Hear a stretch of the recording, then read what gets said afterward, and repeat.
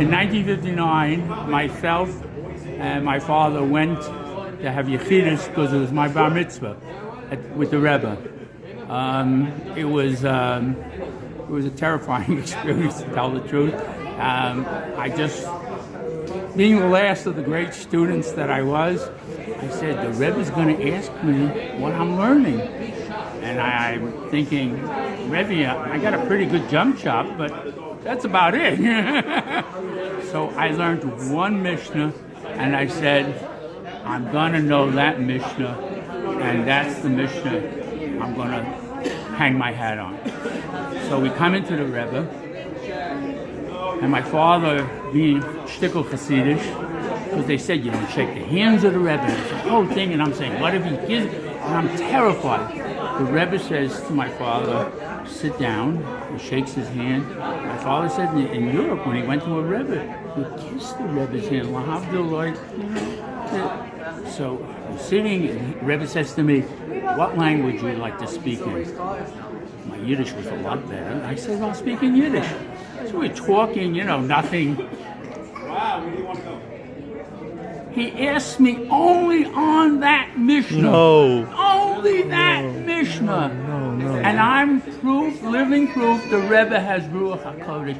Because if he would have asked me on any other Mishnah, I would have stood there and said, it's time to... Do you remember the Mishnah? What? No, I stood in front of the Rebbe's desk. I was so stupid.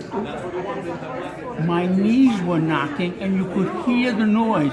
And I wasn't smart enough to go, step back a half an inch, stop the knees from knocking. And all I could see was the Rebbe's blue eyes. And we talked, he said this, that, and then my father said to him, I told you a little bit Hasidic, he says he wants to give the Rebbe pidyon. Rebbe said, if you want to give pidyon, go into the office and make a donation. So, if you know, the Rebbe's door opens into his office.